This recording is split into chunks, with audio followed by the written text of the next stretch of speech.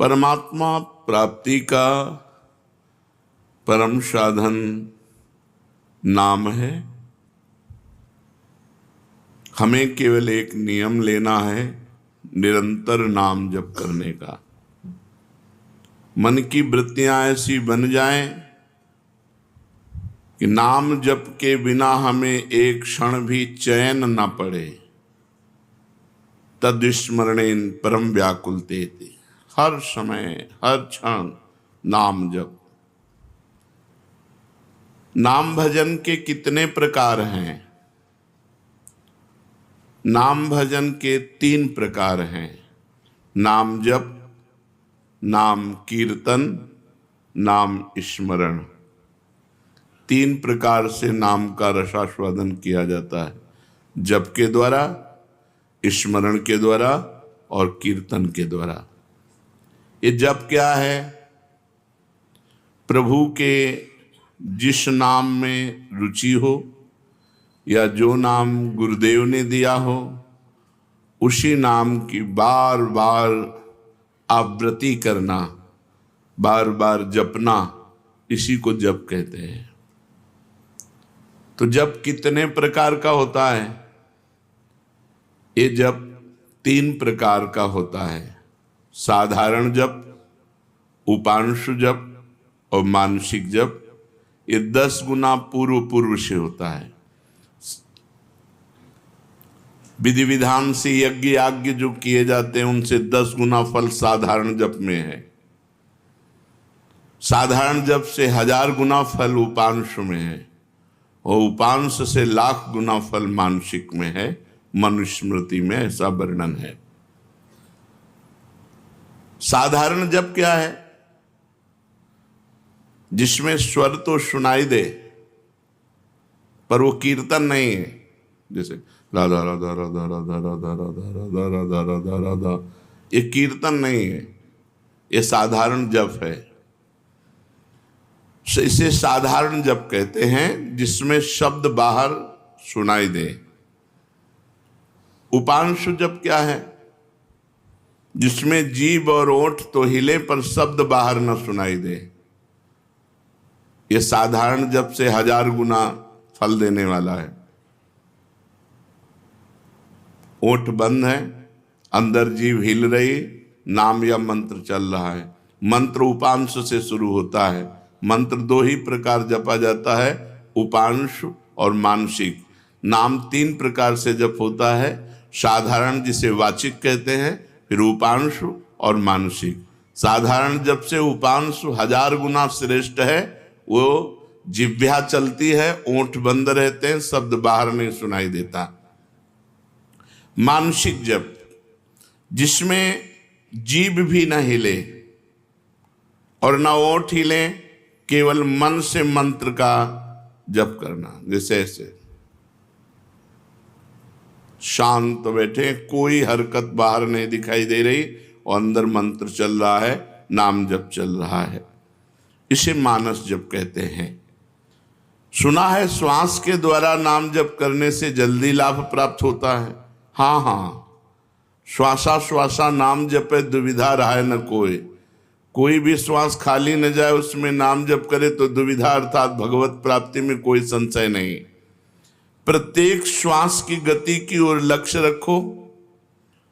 हर श्वास के आने जाने में श्वास के साथ नाम उच्चारण करो। अगर ऐसा नहीं बनता तो उपांशु के साथ श्वास जोड़ो, जिह्वा हिलाओ, नाम या मंत्र जप करो ओंठ बंद करके और श्वास के साथ।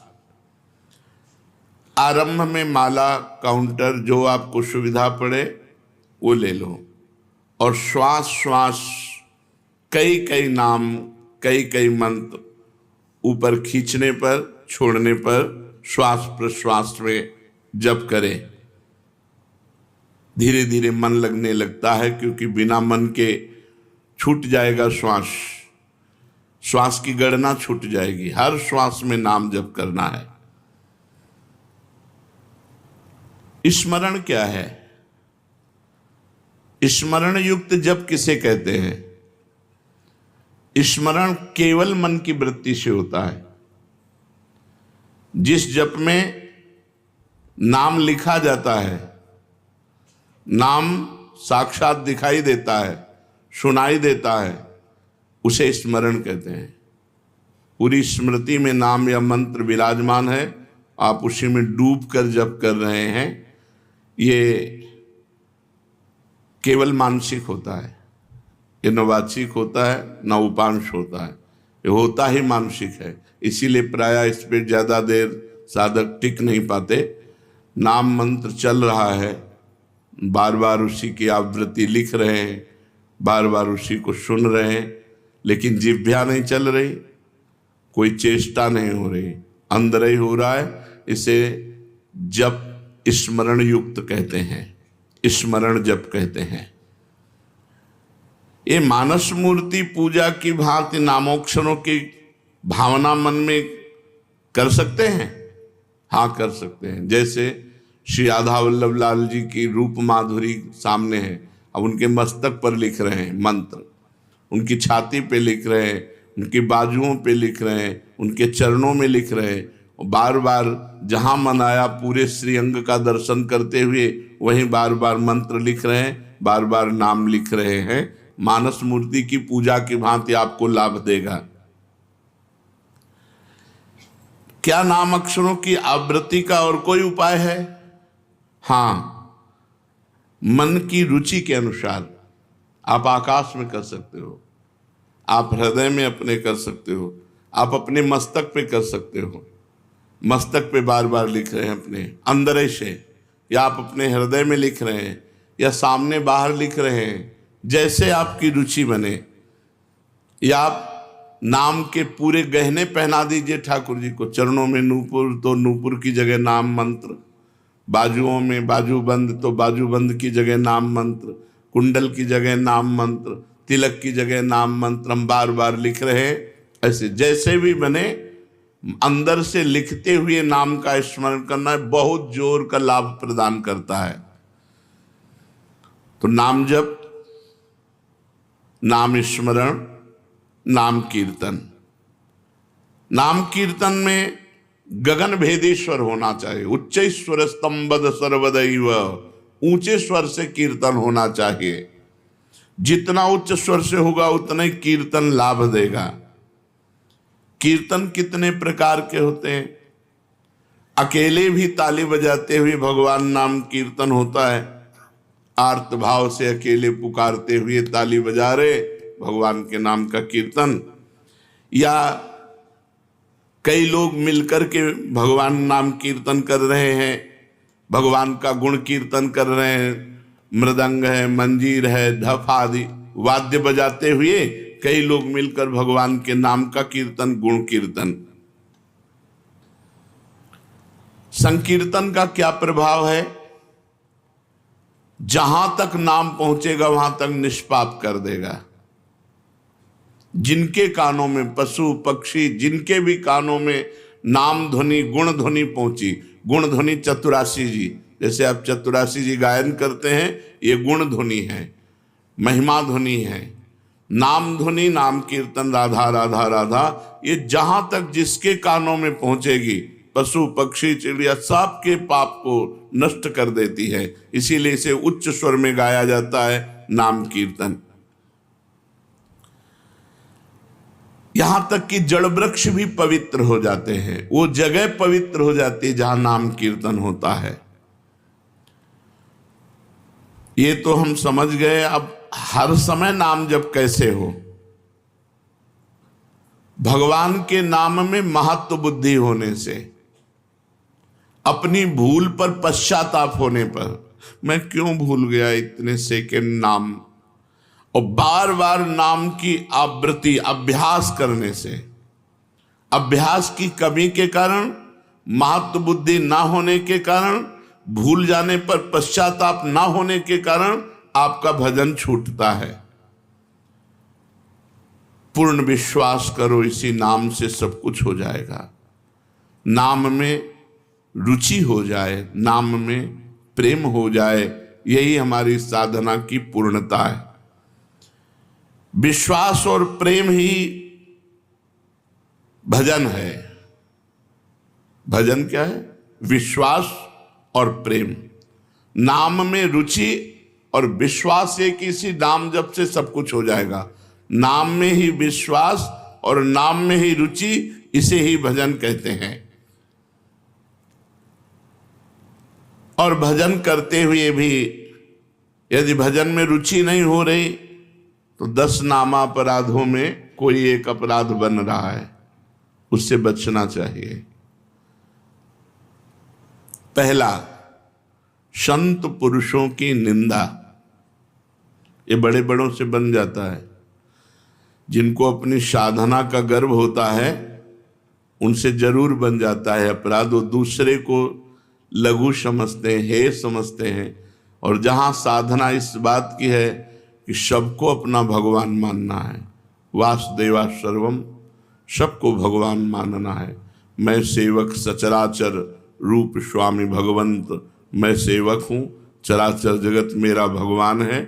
लेकिन अपराध तभी बनता है जब अपने को बड़ा भजनानंदी, बड़ा साधक, बड़ा तपस्वी, बड़ा संत मान लेते हैं तो फिर अपराध बनने लगता है। या हम किसी संत में दोष दर्शन करते हैं तो अपराध बनने लगता है। देखो, एक संतों की स्थिति होती है। कुछ स्थितियां ऐसी संतों की होती जिनको देखकर आपको लगेगा ये पूरे संसारी हैं, लेकिन वो संसारी नहीं है, वो बड़े भागवतिक हैं। हम बाहरी स्थितियों से नहीं समझ सकते हैं। पूज्य स्वामी श्री अनंग बोधाश्रम स्वामी जी महाराज दिगंबर रहते, गंगा जी के किनारे 12 महीना कष्ट सहते।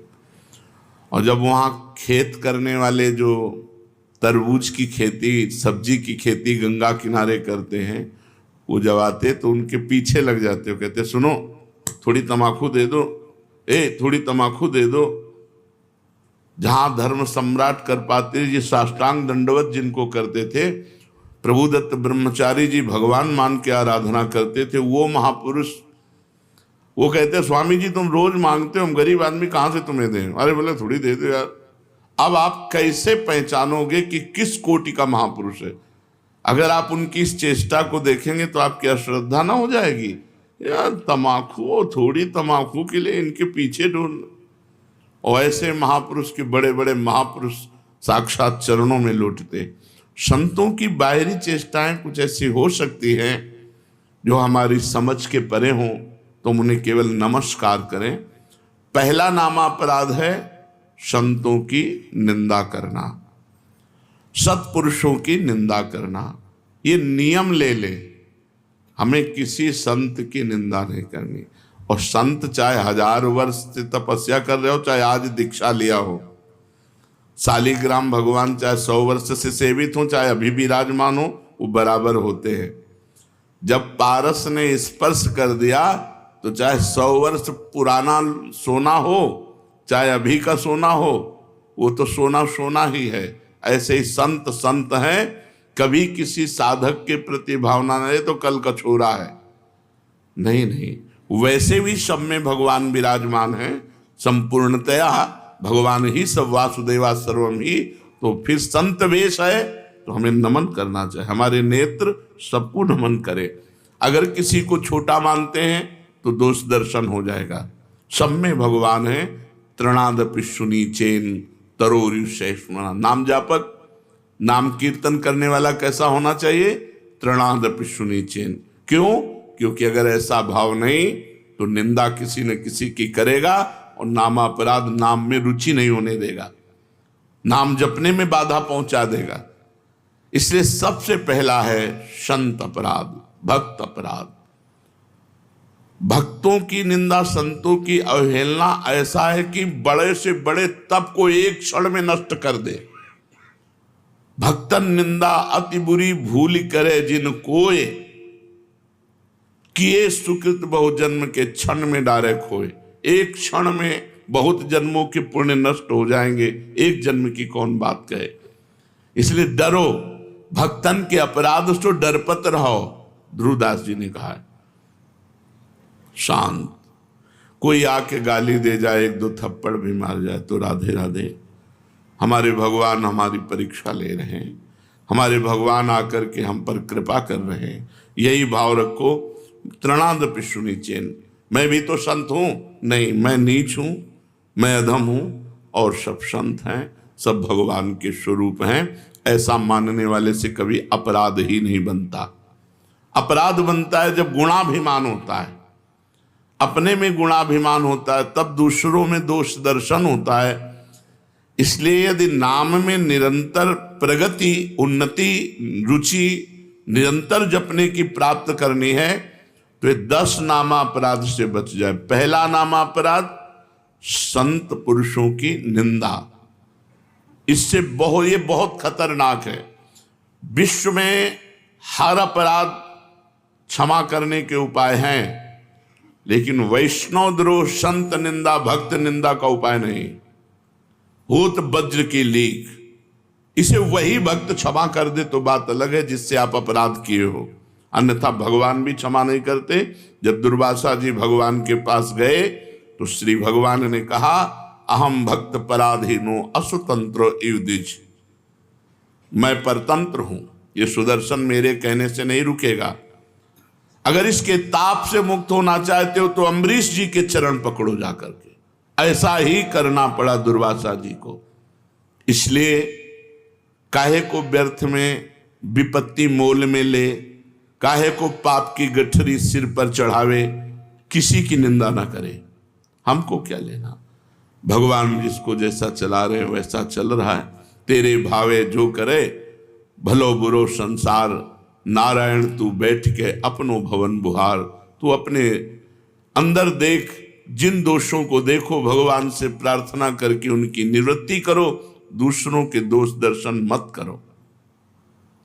दूसरा, नामों में भेदभाव, ये नाम जप करो नहीं, सब नाम समान फलदायक हैं। तुम्हें जो गुरु जी ने दिया है तुम्हारे लिए सर्वश्रेष्ठ वो है। ध्यान रखो, सब नाम समान फलदायक है, समान सामर्थ्य है, लेकिन हमें जो गुरु जी ने दिया है वो हमारे लिए सर्वोपरि। जैसे हमारे लिए राधा नाम सर्वोपरि, तो सब नाम हम जब बोलते हैं तो ये बोलते हैं, राम कृष्ण हरि शिव जो तुम्हें प्रिय लगे जपो। हमारी पूछो तो हम वृंदावनवासी, राधा उपासी, राधा राधा राधा। हमारे लिए सर्वोपरि नाम राधा है। जो राम जपते हैं उनके लिए सर्वोपरि नाम राम है। जो शिव जपते हैं उनके लिए सर्वोपरि शिव है। जो कृष्ण जपते हैं उनके लिए कृष्ण है। हर नाम समान सामर्थ्य वाला, समान फलदायी। इसीलिए एक नाम जप करके अन्य नाम जाप की अवहेलना मत कीजिए, अन्य नाम को छोटा मत मानिए, अन्य नाम का उपहास मत कीजिए। अच्छा तुम ये जपते हो, इससे क्या होगा? नहीं, ये नामापराध कर रहे हो, तुम्हारे नाम जप में बाधा पड़ जाएगी, अरुचि हो जाएगी। तीसरा, नामदाता गुरु का अपमान।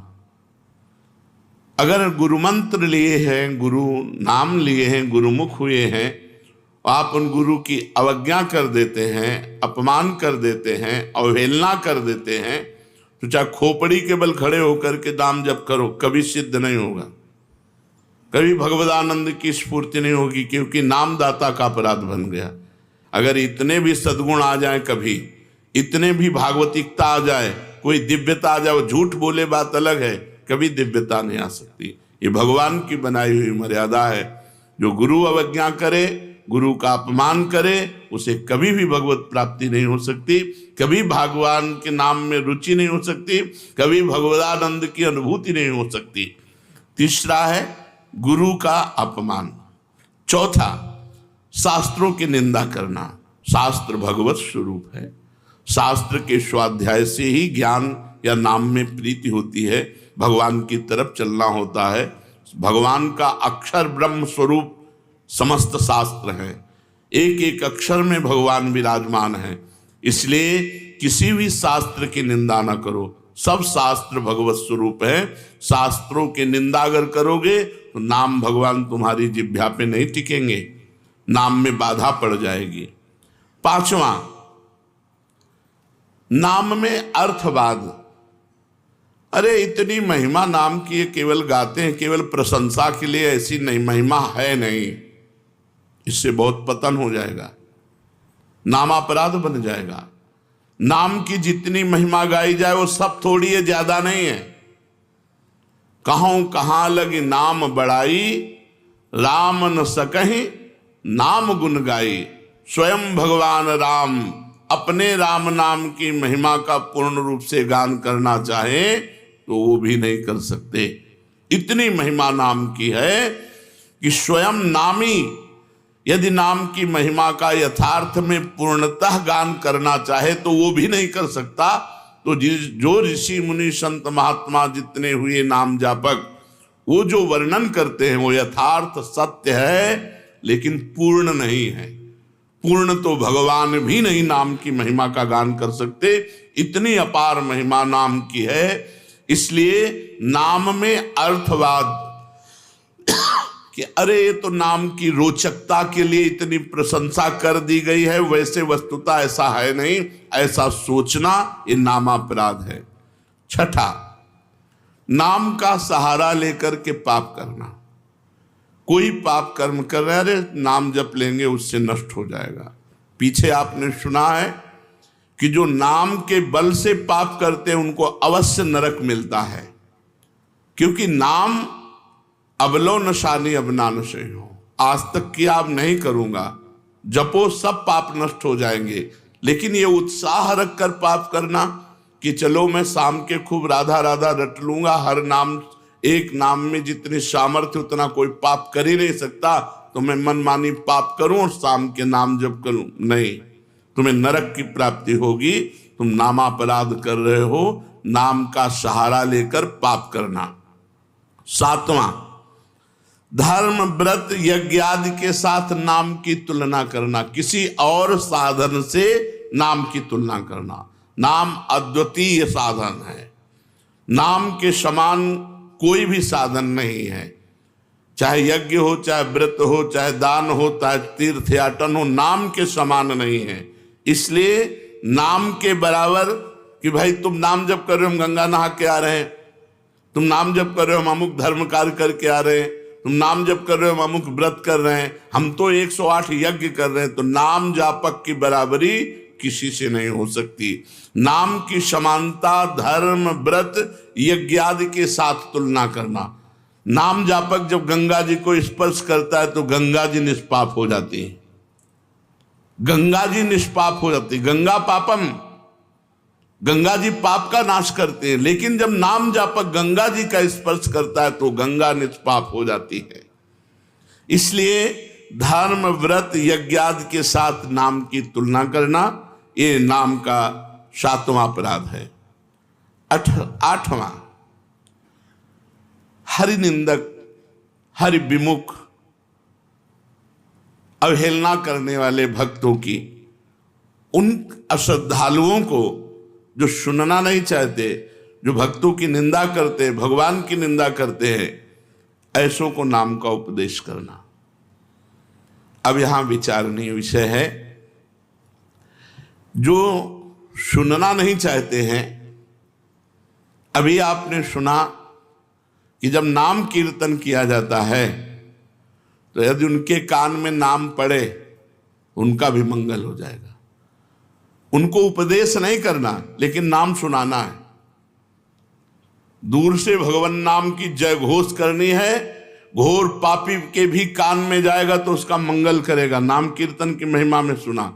तो यहां ये बात नहीं है, यहां बात कही जाती है उसको शिष्य बनाना, उसको उपदेश करना। जो अश्रद्धालु है, सुनना नहीं चाहता, हरि निंदक है, भक्त निंदक है, ये नामापराध है, ऐसे को शिष्य नहीं बनाना चाहिए। लेकिन नाम कीर्तन सुनने का सबको अधिकारी है। जैसे जगाई और मधाई, मांस मदिरा आदि सबसे युक्त पुरुष, घोर दुष्ट स्वभाव, भक्त को देख करके ही गाली देना और उनका उपहास करना। तो हरिदास जी ने कहा नित्यानंद महाप्रभु से, छोड़ो इनके समीप भी नहीं चलना, ये मोहल्ले में उनका तंबू लगा हुआ है, शिविर लगा हुआ है, चलोगे ठीक नहीं है। काहे को मधुमक्खी के छत्ता पे ईंट मारे, वो भनभना के तुम्हारे ऊपर ही आएंगी। तो नित्यानंद महाप्रभु ने कहा अधिकारी तो यही है, ऐसे लोग ही अधिकारी हैं हरिनाम के, जो घोर पापाचरण में रत हैं।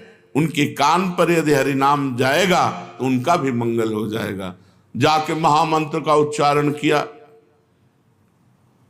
परिणाम वही हुआ जैसे बर्रा के छत्ता में कोई ईंट मार दे। शराब के नशे में थे, एक घड़ा उठाया और फेंक के मारा तो नित्यानंद महाप्रभु के सर पर लगा और रक्तस्राव होने लगा।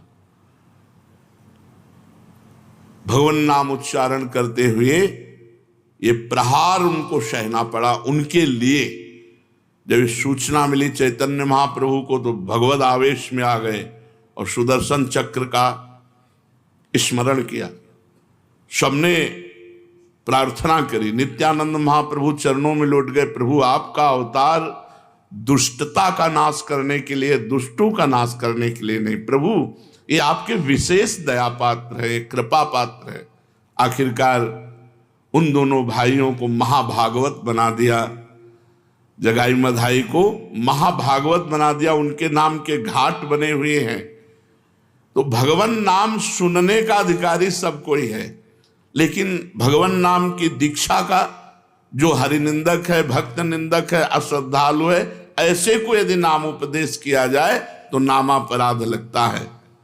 9वां, इतनी नाम की महिमा सुनी और फिर भी नाम जप नहीं किए, ये नामापराध है।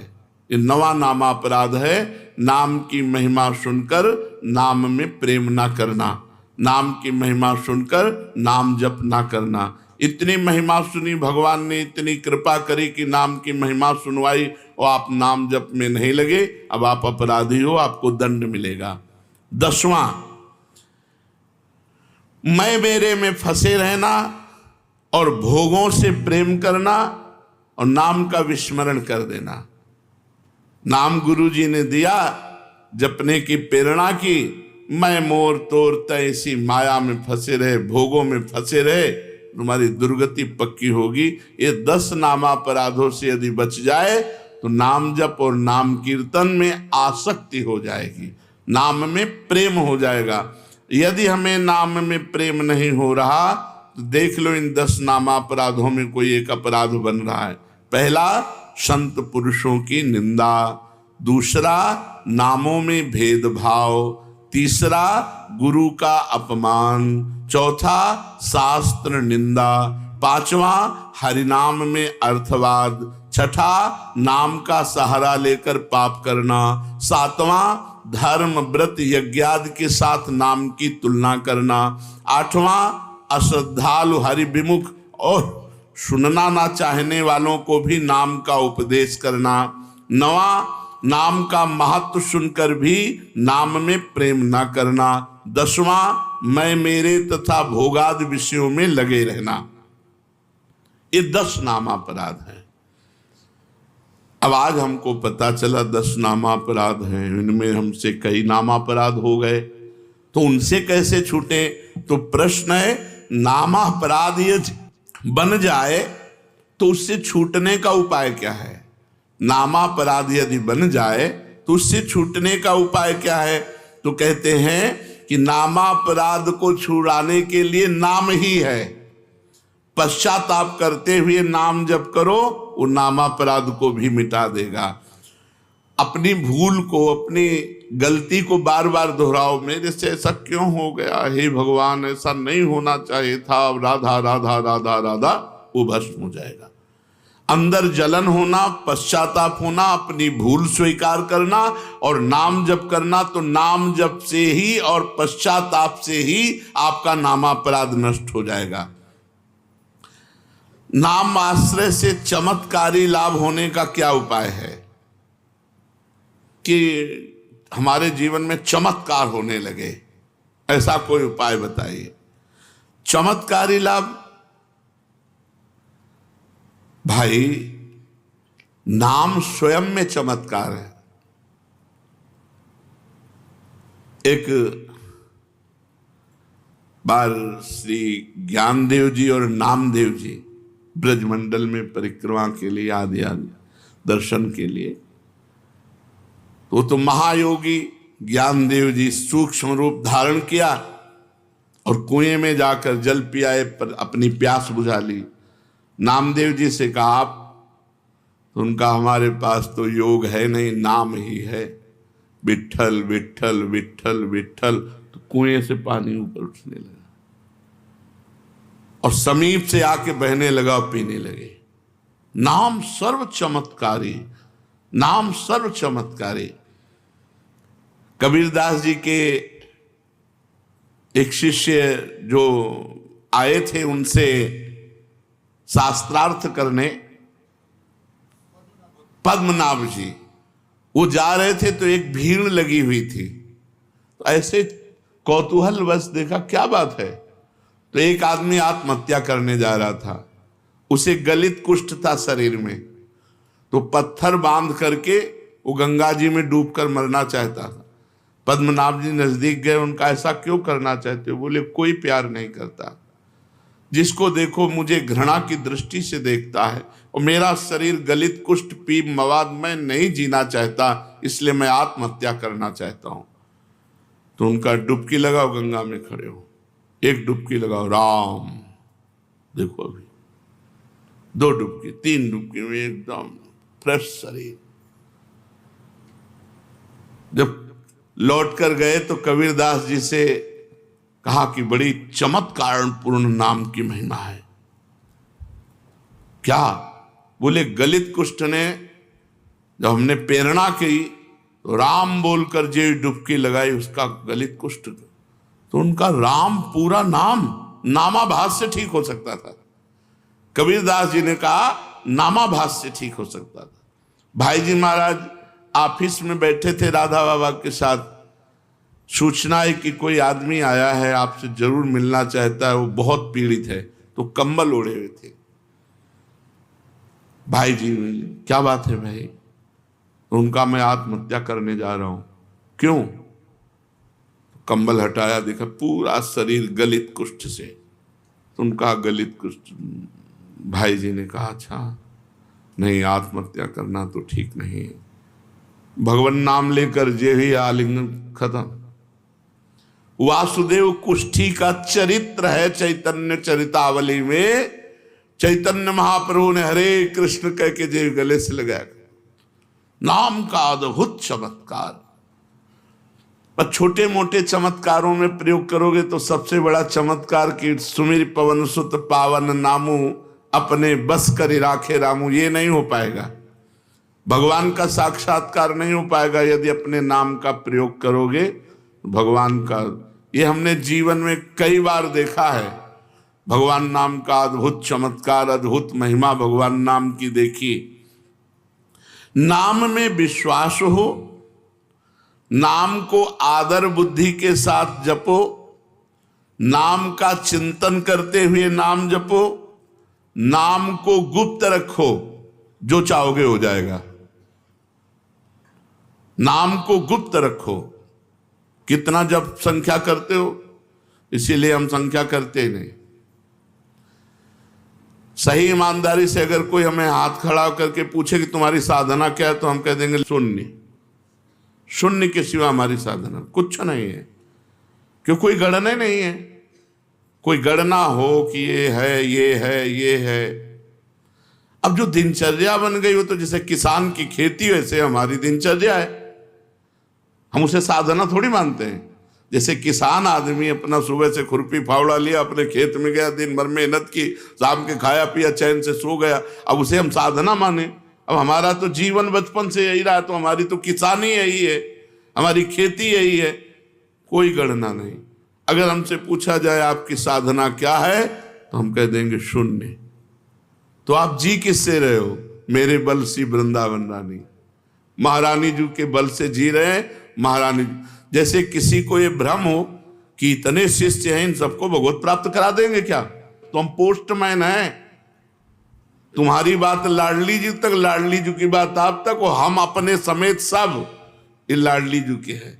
कई बार आपको कहा है कि अगर डिब्बा मोक्ष में ताव दे कि मैं 500 लोगों को पहुंचा दूंगा तो बेवकूफी है। उसका कनेक्शन इंजन से है, इंजन में 2-4 लोग जाते हैं और डिब्बे में 100-200 लोग बैठ करके स्टेशन पहुंच जाते हैं। हमें डिब्बा, इंजन नहीं है कि तुम्हारे में क्या पावर है दिखाओ, तो शून्य है पावर। और पावर इतना है कि सैकड़ों को लाद के पहुंचा देंगे। वृंदावन धाम में बैठ के कहते हैं पावर की पूछो तो धाम में कह रहे हैं इससे ज्यादा सत्य प्रमाणित क्या हो गया। कोई कहते हैं कि भाई सत्य बोलना है तो मंदिर में बैठो, धाम में बैठ के कह रहे हैं कि लाडली जो तक सैकड़ों को पहुंचा सकते हैं। पावर की पूछो तो शून्य है, कनेक्शन की पूछो तो महान है। कनेक्शन से हम जा रहे हैं। कैसे उपापी क्यों न हो हरिवंश नाम जो ले, अलक लड़ेती रीझ के महल खवासी दे। हरिवंश प्रताप ही जानत हैं, हरिवंश प्रबोध क्या प्रताप, श्री हरिवंश प्रताप नाम नौका निज केवग, भवसागर सुख तरत निकट हरिवंश जी। आओ भैया नाव में बैठ जाओ। बैठ गए किसकी? हरिवंश की नाव में। खेवैया वो हैं अपने बैठ के तरंगे देख रहे हो, निकुंज पहुंच गए। जिनको संशय है कि डिब्बा नहीं पहुंचा सकता तो इंजन में जगह नहीं है। आप ये पक्की बात समझ ले, इंजन में जगह नहीं है, डिब्बा में ही विश्वास करना होगा। और हमें डिब्बा तो अगर जगह न मिले तो ठस के बैठ जाओ, पहुंच जाओगे, इसमें चिंता न करो।